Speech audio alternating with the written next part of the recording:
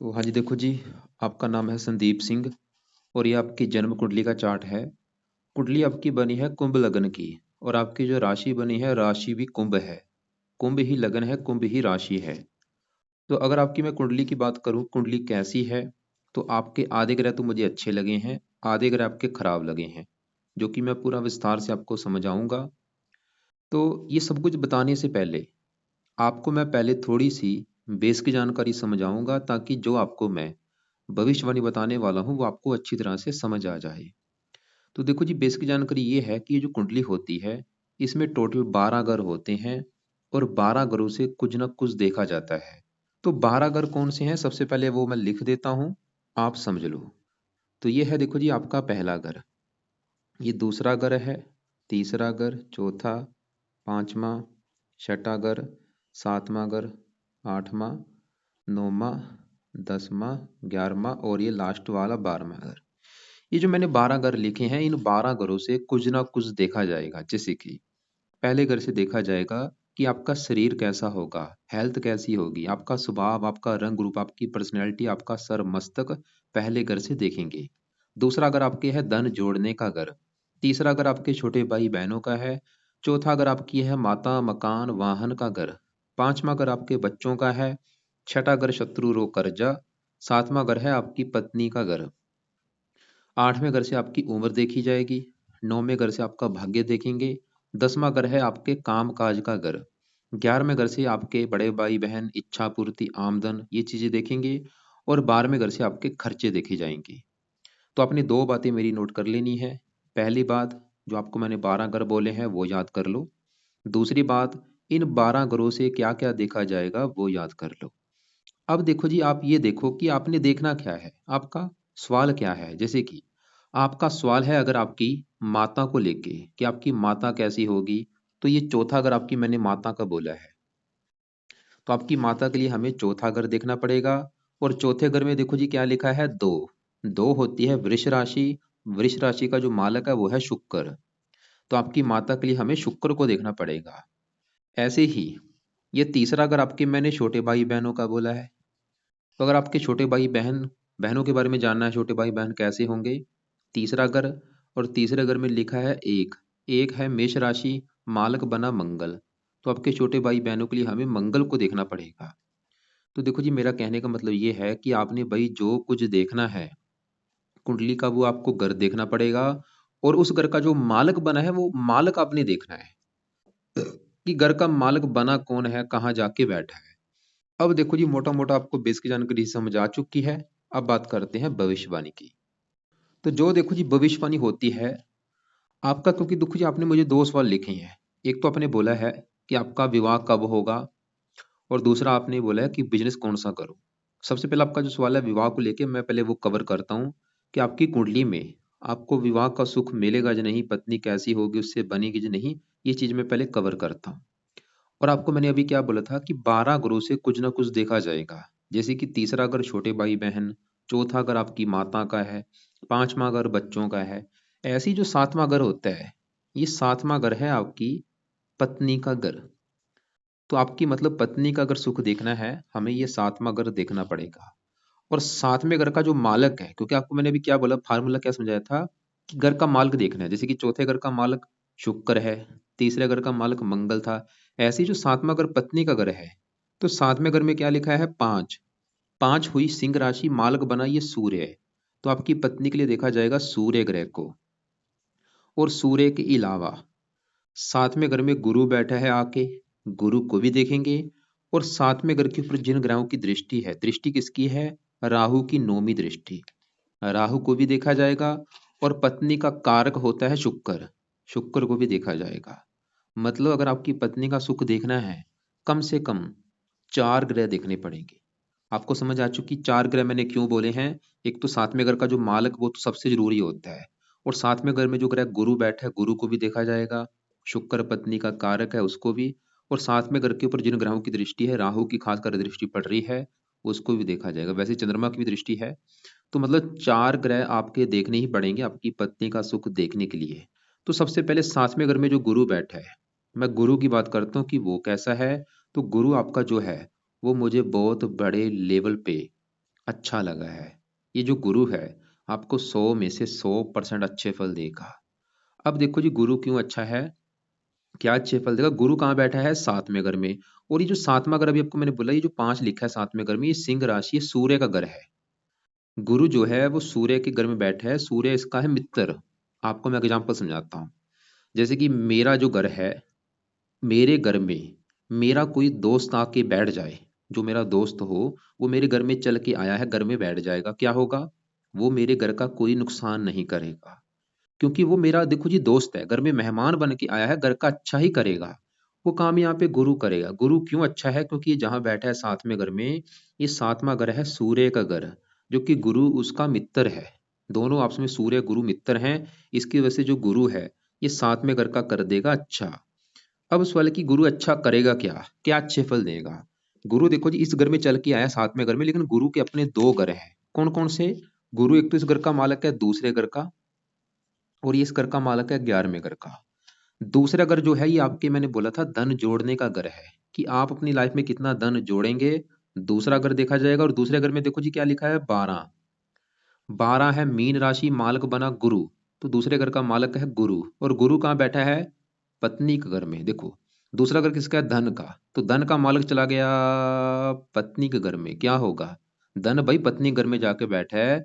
गुरु ये दिखा रहा है कि आपकी पत्नी के आने के बाद आपकी लाइफ में धन आना शुरू हो जाएगा, या फिर आपकी जो पत्नी है वो बहुत ज्यादा धनी होगी, या वो धन कमाने वाली होगी। गुरु ये दिखा रहा है कोई ना कोई जहाँ तो पत्नी आएगी तो आपकी मतलब लाइफ में धन आना शुरू होगा, जहाँ हो सकता है आपकी पत्नी धनी हो या उससे धन मिले, वो धन कमाने वाली हो, गुरु ये दिखा रहा है। और गुरु इस 11वें घर का भी मालिक है, जहाँ पे ये 9 लिखा है। 9 है धनु राशि, मालिक गुरु, मतलब गुरु के 2 घर हैं। और 11वां घर किसका है, आमदन, इच्छा पूर्ति, लाभ। लाभ चला गया पत्नी घर में, इच्छा पूर्ति चलेगी पत्नी घर में। गुरु ये भी दिखा रहा है कि आपकी इच्छाएं पूरी होनी शुरू हो जाएंगी पत्नी के आने के बाद, आपकी आमदन बढ़नी शुरू हो जाएगी पत्नी के आने के बाद, आपके काम काज में लाभ मिलना शुरू हो जाएगा पत्नी के आने के बाद। गुरु ये दिखा रहा है। और गुरु एक है शुभ ग्रह। आपकी पत्नी बहुत ज्यादा समझदार होगी, बुद्धिमान होगी, धार्मिक होगी, परोपकारी होगी, अच्छी बुरी बात की पहचान रखने वाली होगी, आपका कहना मानने वाली होगी, मतलब पत्नी का सुख अच्छा है। गुरु एक शुभ ग्रह है, तो गुरु ये अच्छे फल देगा। लेकिन आपको मैंने भी क्या बोला था, पत्नी के लिए 4 ग्रह देखने पड़ेंगे। अभी खाली हमने गुरु को देखा, वो तो आपका अच्छा है, मतलब पत्नी के आने के बाद ही आपकी किस्मत चमकेगी। अब देखो जी, ये जो 7वां घर था पत्नी का घर, 7वें घर में क्या लिखा है, 5 सिंह राशि, मालक सूर्य है। अभी हमें सूर्य को भी देखना पड़ेगा।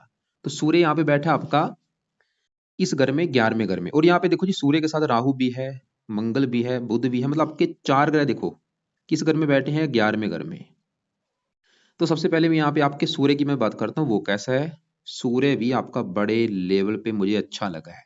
क्यों अच्छा लगा है, सूर्य देखो जी जहाँ बैठा है 11वें घर में, ये 11वां घर किसका था, ये जो 9 मैंने बोला था ये धनु राशि, ये मालक गुरु है।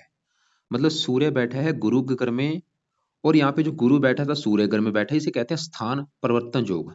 मतलब जैसे मेरे घर में मेरा दोस्त बैठा हो और मैं अपने दोस्त के घर में जाके बैठ जाऊं, क्या होगा, मैं भी अपने दोस्त के घर का अच्छा करूंगा, दोस्त भी मेरे घर का अच्छा करेगा।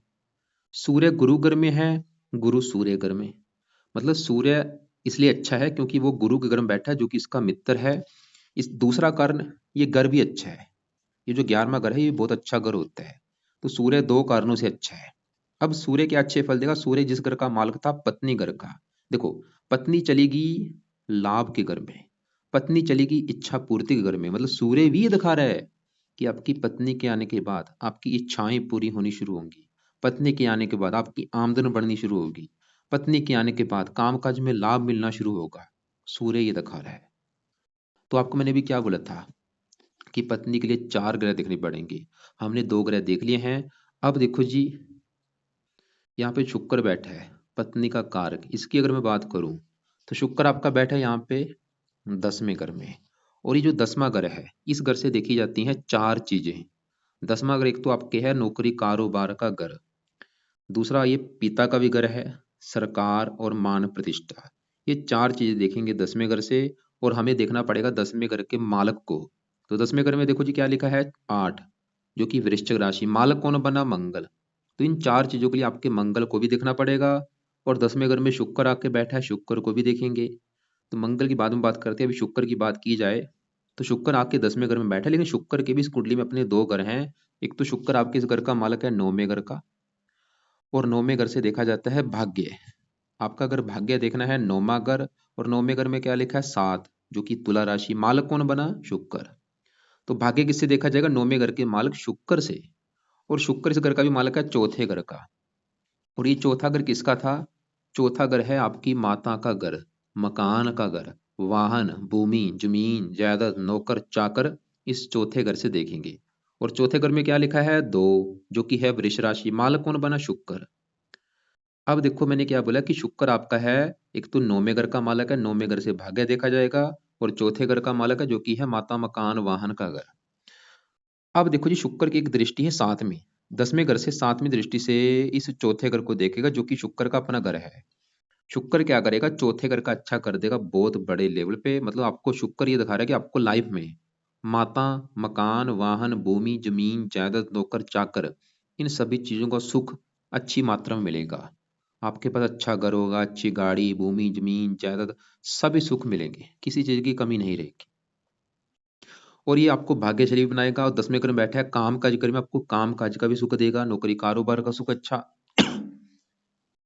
आप शुक्र से जुड़े काम भी कर सकते हैं। काफी शुक्र के जुड़े काम हैं, जैसे कि फिल्म इंडस्ट्री जुड़ा कोई काम हो गया, मीडिया, टेली टेली शुक्र ब्यूटी पार्लर का काम हो गया, marriage bureau, fashion designing, readymade सामान हो गया। और भी काफी शुक्र के जुड़े काम है, वो आप जुड़े उनसे काम कर सकते हैं। तो हमने क्या देखा? शुक्र देख लिया। शुक्र आपको भाग्यशाली बनाएगा, मकान वाहन के लिए अच्छा है, काम काज के लिए अच्छा है। शुक्र पत्नी का भी कारक है, पत्नी के लिए भी अच्छा है। अब देखो जी, आपकी पत्नी के लिए हमने 3 ग्रह देख लिए हैं। गुरु देखा, सूर्य देखा, शुक्र देखा। अब बारी है 7वें घर के ऊपर जिस ग्रह की दृष्टि है, राहु की। अब मैं अगर राहु की बात करूं, तो आपकी पूरी कुंडली में सबसे ज्यादा जो ग्रह खराब लगा है, राहु लगा है। सबसे नेगेटिव ग्रह मुझे राहु लगा है। ये आपका भाई बहुत बड़े लेवल पे खराब है। और ये आपको खराब फल ज्यादा कब देगा? जब भी कभी इसकी दशा आपकी चलेगी, उस समय ये बुरे फल बढ़ेंगे। अब सवाल है कि राहु क्यों खराब है, क्या खराब फल देगा, आपको पूरा विस्तार से समझाता हूं। तो राहु आपका कहाँ बैठा है? 11वें घर में। और राहु के साथ ही यहाँ पे देखो जी 4 ग्रह बैठे हैं, मतलब सूर्य भी साथ में है, मंगल भी है, बुध भी है, और राहु। 4 ग्रह बैठे हैं 11वें घर में। पूरा विस्तार से समझाता हूँ। मान लो आपका घर है, आपका नाम क्या है? संदीप। आपका जो घर है, आपके घर में 3 आपके जिगरी यार दोस्त, जो आपके दोस्त हैं, मान लो आपके कोई दोस्त हों, जो भी 3 जिसके सबसे ज्यादा आपको दोस्त मानते हैं, वो अपने आपके 3 दोस्त आपके घर में आके बैठ जाए, क्या होगा? भाई जिगरी यार है, दोस्त आपके घर में आके आपके घर का कोई नुकसान नहीं करेंगे, घर का बल्कि अच्छा ही करेंगे, क्योंकि आपके फ्रेंड हैं, दोस्त हैं। लेकिन 3 दोस्तों के साथ एक आपका बैठा है दुश्मन, मतलब चौथा चौथा आपका दुश्मन भी आपके घर में घुस चुका है। और जो दुश्मन होगा वो तो भाई उसका कोई भरोसा नहीं, वो तो घर के नुकसान कर देगा। घर में क्या करेगा? घर में घुस चुका है, वो टीवी तोड़ देगा, फ्रिज तोड़ देगा, बेड तोड़ देगा, फर्नीचर तोड़ देगा, क्योंकि दुश्मन है, नुकसान कर देगा।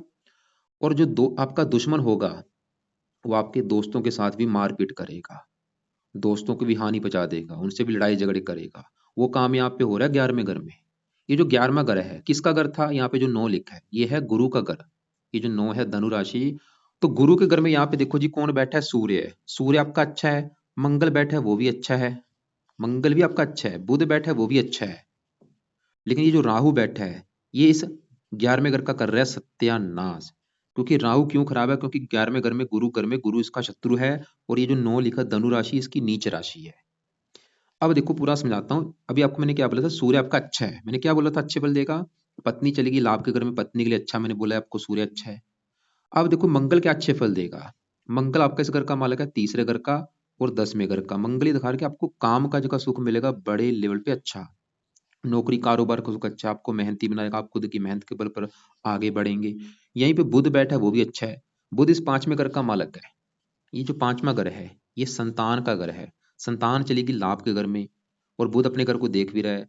बुध ये दिखा रहा है कि संतान होने के बाद भी आपकी किस्मत चमकेगी, संतान होने के बाद भी आपकी आमदन बढ़नी शुरू होगी, क्योंकि लाभ के घर में बैठा है बुध, संतान के घर का संतान चलेगी इच्छा पूर्ति घर में। और बुध अपने घर को देख रहा है, आपको बुद्धिमान बनाएगा, पढ़ा लिखा समझदार। अभी मैंने क्या बोला कि सूर्य भी अच्छा है, मंगल भी अच्छा है, बुध भी अच्छा है। लेकिन तीनों के जो अच्छे फल हैं, उसमें कमी आ जाएगी इस राहु की वजह से। ये जो राहु है, ये तीनों को भी खराब कर रहा है। अब देखो राहु क्या खराब करेगा, राहु इस 11वें घर में बैठा है नीच का। एक तो राहु 11वें घर का कर देगा बुरी तरह से सत्यानाश। 11वां घर है बड़े भाई बहनों का घर, इच्छा पूर्ति, आपकी इच्छाएं पूरी में कमी कर देगा, आपकी आमदन को लेकर दिक्कतें कर देगा। लाभ का घर है, कामकाज में लाभ नहीं मिलने देगा, चलता चलता व्यापार आपका बंद करा सकता है, घाटा हो सकता है। और राहु जैसे मैंने बोला दूसरे ग्रहों को खराब कर देगा। क्या खराब करेगा समझो। राहु किसके साथ बैठा है, सूर्य के।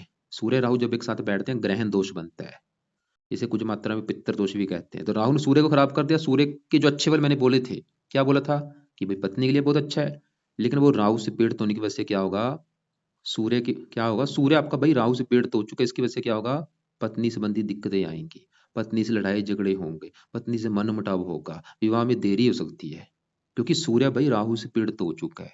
जैसे मैंने आपको बोला था कि आपके घर में दोस्त बैठा है लेकिन दुश्मन उसके साथ लड़ाई झगड़ा कर रहा है, तो ये राहु सूर्य को खराब कर रहा है।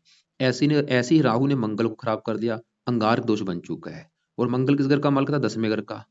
मंगल वैसे तो ये दिखा रहा था कि काम काज का सुख अच्छा है, लेकिन राहु से पीड़ित होने की वजह से क्या होगा, काम काज में दिक्कतें आएंगी, भाई से मनमुटाव होगा। और राहु यहाँ पे बुध के साथ भी बैठा है, बुध 5वें घर का मालक है, संतान संबंधी चिंता। मतलब अकेले राहु ने इन तीनों ग्रहों को भी खराब कर रखा है। और वैसे भी वो 11वें घर की हानि कर रहा है, और राहु की 3 दृष्टियां भी हैं, 5वीं दृष्टि यहाँ पे, 7वीं यहाँ पे, और 9वीं यहाँ पे पत्नी घर के ऊपर। राहु पत्नी संबंधी भी दिक्कतें पैदा कर देगा। और जैसे मैंने बोला, ये जो ग्रह होते हैं ज्यादा एक्टिवेट कब होते हैं, जब इनकी चलती है दशा। जब भी भाई आपकी कभी राहु की दशा चलेगी, और बड़ी दशा आपकी वैसे स्टार्टिंग में चली थी 92 से लेके 5 तक, और आप चाहे देखना भी इस समय में दिक्कतें आई होंगी। और ये दशा अभी पीछे भी चली थी आपकी, गुरु की छोटी बड़ी दशा थी जब आपकी, उस समय राहु की दशा थी, ये नोट कर लेना चाहिए कि 10वां महीना 18 से लेके तीसरा महीना 21 तक, ये समा आप देख लेना, इसमें आपको काफी दिक्कतें आई होंगी, खासकर काम काज में घाटा हुआ होना। तो आप नोट कर लेना कि 10वां महीना 18 से लेके तीसरा महीना 21 के जो बीच का समय था, वो समय आपका बेकार गया होगा। तो अब देखो जी, मेरा कहने का मतलब ये है कि अगर आपने राहु को सही कर लिया, आपकी लाइफ में चेंज आ जाएगा, आपकी हजारों दिक्कतें दूर हो जाएंगी। और एक और सबसे नेगेटिव बात क्या है, आपको मैंने भी क्या बोला था कि आपकी पत्नी के लिए 4 ग्रह देखने पड़ेंगे। हमने 7वें घर में गुरु बैठा देखा, वो बहुत अच्छा है। सूर्य देखा, वो भी अच्छा था। शुक्र अच्छा है। लेकिन राहु आपका अच्छा नहीं लगा, क्योंकि राहु क्यों नहीं अच्छा लगा, क्योंकि सूर्य के साथ बैठा है, ग्रह दोष बन चुका। और सूर्य किस घर का मालक था, पत्नी घर का। पत्नी संबंधी दिक्कतें आएंगी राहु की वजह से, क्योंकि राहु ने सूर्य को खराब कर दिया, और ऊपर से राहु की 9वीं दृष्टि पड़ेगी 7वें घर के ऊपर, पत्नी के घर के ऊपर। मतलब 4 ग्रहों में आपका जो 3 ग्रह तो अच्छे हैं, सिर्फ राहु की वजह से पत्नी संबंधी दिक्कतें आएंगी। और एक और सबसे नेगेटिव बात क्या है, एक होती है नवांश कुंडली। नवांश कुंडली किसके लिए होती है, विवाह के लिए। यहाँ पे देखो, ये है नवांश कुंडली, क्या लिख रखा है, जीवन साथी उसका स्वास्थ्य। जैसे कि 7वां घर आपको मैंने बोला पत्नी का घर होता है, नवांश कुंडली में भी 7वां घर जो होता है, ये 7वां घर है, ये किसका घर है, पत्नी का घर। और 7वें घर में यहाँ पे कौन बैठा है, राहु। और ये सिंह राशि में बैठा है, सूर्य की राशि, शत्रु राशि। बहुत बड़ी नेगेटिव बात है।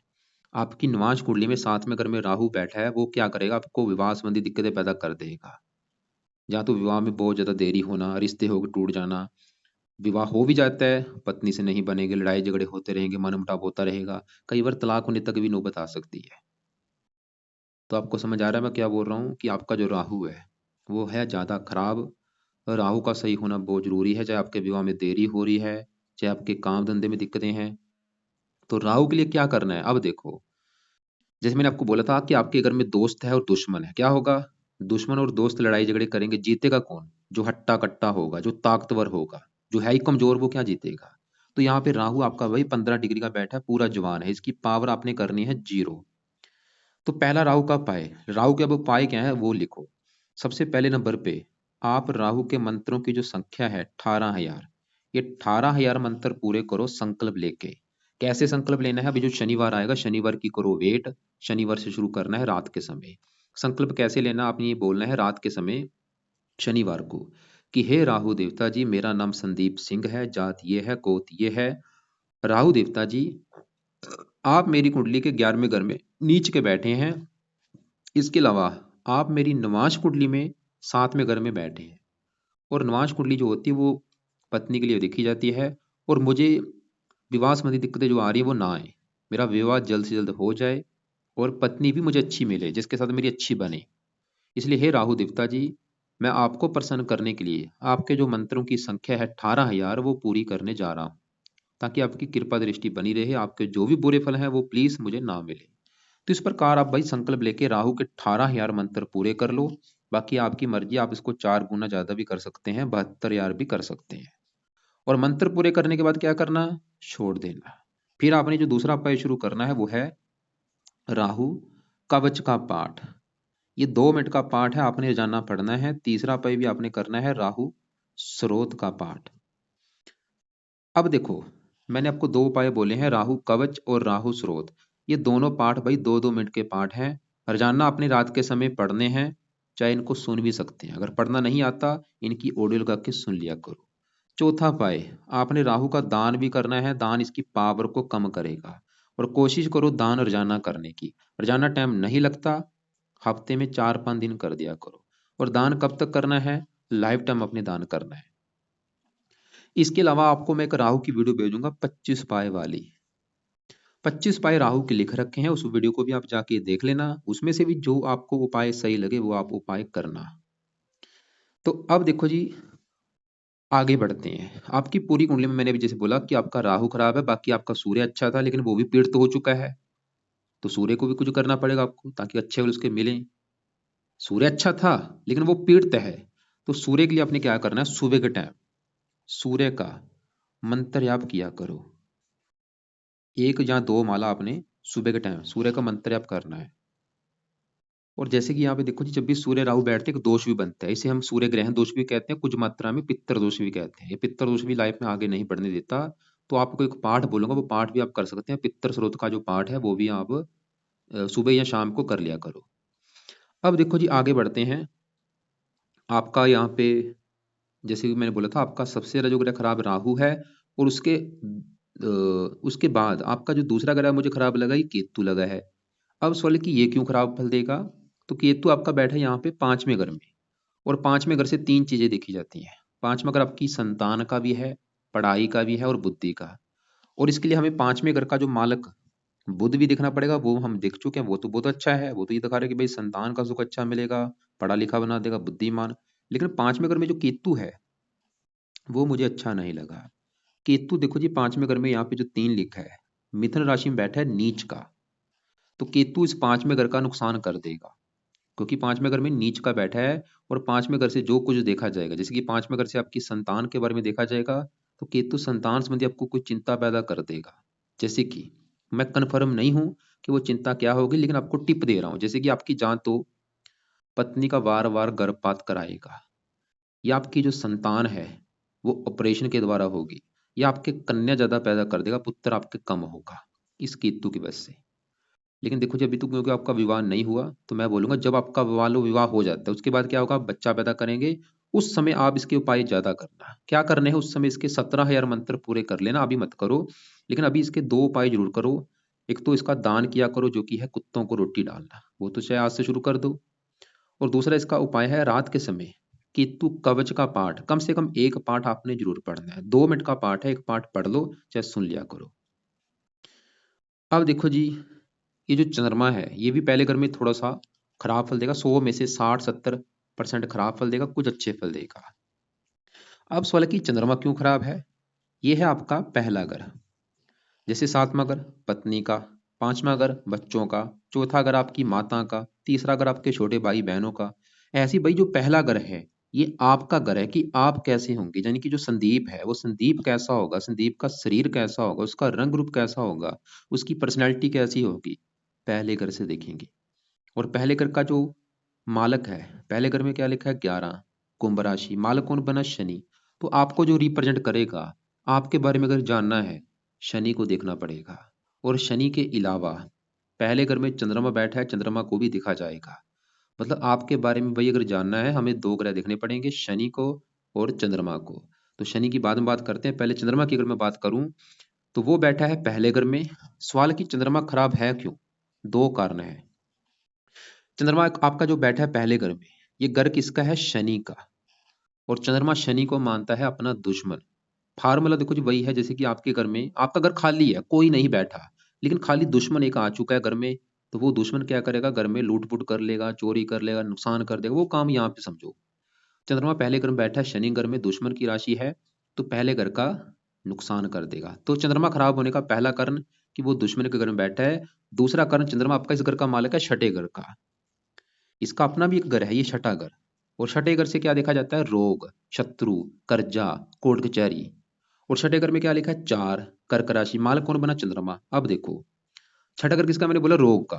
तो रोग चला गया शरीर के ऊपर, क्या होगा? ये चंद्रमा आपको रोगी बना देगा।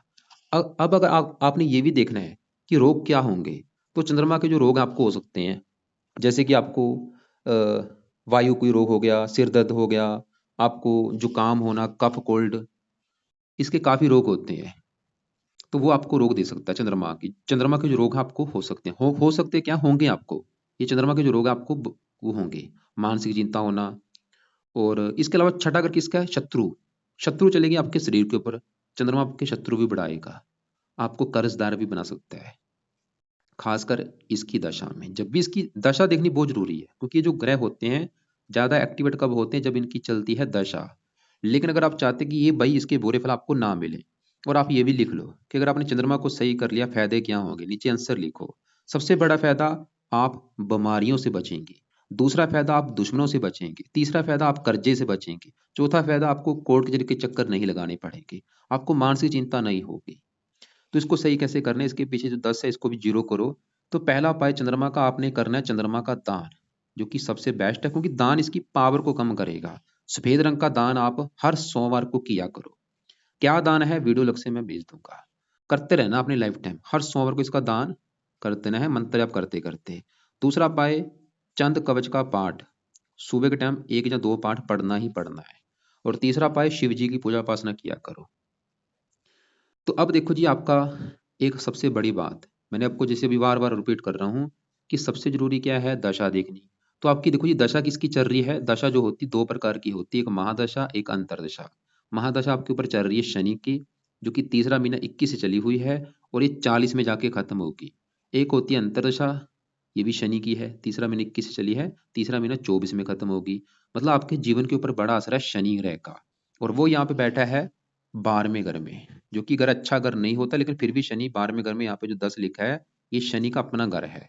सरल नामक विपरीत राजयोग बना है। सवाल की शनि की जो दशा चली है, अच्छी है या बुरी है? रले मिले फल देगा। क्योंकि 12वें घर से खर्चा देखा जाता है, विदेश देखा जाता है, विदेश को एक्टिवेट कर देगा, आपको विदेश लेके जा सकता है, या कोई आप विदेशी व्यापार कर सकते हैं। और अगर विदेश जाते हैं वहां पे फायदा भी होगा। लेकिन ये खर्च का घर है, खर्चे बढ़ा देगा, थोड़ा सा हेल्थ भी खराब करेगा, क्योंकि पहले घर का भी मालिक है। और ये धन के घर को देखेगा, थोड़ा सा धन संबंधी दिक्कतें। 9वें घर को उच्च राशि भाग्यशाली बनाएगा। फिर भी आप समझ लो शनि की जो दशा चली है, 100 में से 60 से लेकर 70% अच्छे फल ही देगा। लेकिन एक आपके ऊपर चल रही है शनि की 7.5 3.5 साल जो हो चुके हैं, वो अलग होती है। 7.5 में क्या होता है? बंदे के जो कर्म होते हैं वो कर्म उसके आगे आते हैं। तो आपके भाई जीवन के ऊपर अभी वर्तमान में शनि का बड़ा असर है, क्योंकि शनि की ही महादशा, शनि की अंतरदशा, शनि की 7.5। तो शनि के उपाय जरूर करो, ताकि जो दशा चली है वो अच्छी जाए, और 7.5 का कोई बुरा फल ना मिले। तो शनि के लिए क्या करना है? पहला काम, आपने हर शनिवार को शनि मंदिर में जाना है माथा टेकने। दूसरा उपाय, रात के समय एक माला शनि का मंत्र आप जरूर किया करो। तो ये 2 उपाय तो भाई आपने रोजाना करने हैं लंबे समय के लिए। शनि मंदिर हर शनिवार को जाना है, और शनि का मंत्र आप रोजाना रात के समय करना है। एक तीसरा उपाय भी बता देता हूँ, अगर आप कर सकते हैं वो भी कर लेना, वो है शनिवार का व्रत रखा करो। अगर आप रख सकते हैं बहुत अच्छी बात हो। तो ये है आपकी कुंडली का फलादेश। तो एक बार मैं फिर रिपीट करता हूँ, देखो जी, सबसे जो आपका नेगेटिव ग्रह है वो राहु है। तो राहु के उपाय आपको मैंने ज्यादा बोले हैं, वो आप ज्यादा से ज्यादा करो। और सुबह के टाइम आपको मैंने क्या क्या बोला करने के लिए? एक तो सुबह के टाइम आपने करना है सूर्य का मंत्र जाप, रोजाना 1-2 माला करना ही करना है। और सुबह के टाइम में आपने चंद कवच का पाठ पढ़ना है, ताकि आपकी हेल्थ अच्छी हो। और रात के समय आपको मैंने बोला कि शनि का 1 माला मंत्र जाप, और रात के समय ही आपने राहु कवच का पाठ, स्रोत का पाठ पढ़ना है। और लेकिन ये कब पाठ पढ़ने से पहले राहु के पहले मंत्र सिद्ध कर लो। मतलब शनि का मंत्र भी अभी जो मैंने बोला वो भी चाहे आप 2 महीने के बाद शुरू कर लेना। पहले राहु के मंत्र एक बार कंप्लीट करो सबसे पहले तो, फिर ही आप ये कवच का पाठ, स्रोत का पाठ पढ़ना शुरू करना। और शनि का भी मंत्र आप बाद में शुरू कर लेना 2 महीने के बाद। बाकी सुबह के टाइम आपने जो करना है, सुबह के टाइम सूर्य का मंत्र आप 1-2 माला करो, चंद कवच का पाठ किया करो, और केतु के लिए आपको बोला था कुत्तों को रोटी डाला करो। और बाकी देखो जी, अगर आपको विवाह संबंधी दिक्कतें आ रही हैं, वो बड़ा कारण है आपका राहु। अगर आपने राहु के उपाय शुरू कर दिए, विवाह संबंधी दिक्कतें दूर हो जाएं, क्योंकि आपकी निवांश कुंडली में ये 7वें घर में बैठा है। और अभी वैसे भी लग्न कुंडली में साथ में अगर को देख रहा है, सूर्य के साथ बैठा है। सूर्य का मंत्र आप करने से क्या फायदा होगा, क्योंकि सूर्य आपके साथ में घर का है मालक। विवाह संबंधी आपकी दिक्कतें दूर होंगी। तो सूर्य का एक माला या दो माला, मैंने बोला एक दो माला, ये नहीं कि आपने भी एक दो माला करना है, आपकी मर्जी है तो भाई आप 5-10 माला भी कर सकती है। कोशिश करो ज्यादा से ज्यादा मंत्र आप करने की सूर्य का। ओम गृणी सूर्य नमः, ये मंत्र है जो कि आपने करना है। कब तक करना है, जब तक आपका विवाह नहीं हो जाता। बाकी देखो जी, फालतू में कोई रत्न दान नहीं करना, कोई रत्न दान करना नहीं बनता। और अगर आपका सवाल है कि बिजनेस कौन सा करूं, आप शुक्र से जुड़े काम कर सकते हैं। और बाकी विदेश जाने के भी योग है आपकी कुंडली में। इसके अलावा आप ऐसा करना, और भी अगर आपको कुछ पूछना होगा, जो आपको कोई बात समझ ना लगी हो, कल दोपहर को 1-2 के बीच में मुझे कॉल करके पूछ लेना। लेकिन उससे पहले अपने सवाल लिख लेना, और इसके अलावा जो अलग से वीडियो भेजूंगा उनको भी आप एक बार देख लेना। दान आपको मैंने किसका बोला है, एक तो चंद्रमा का दान बोला है, राहु का दान और केतु का, इन तीनों ग्रहों के दान करने, इसके अलावा किसी का दान नहीं करना।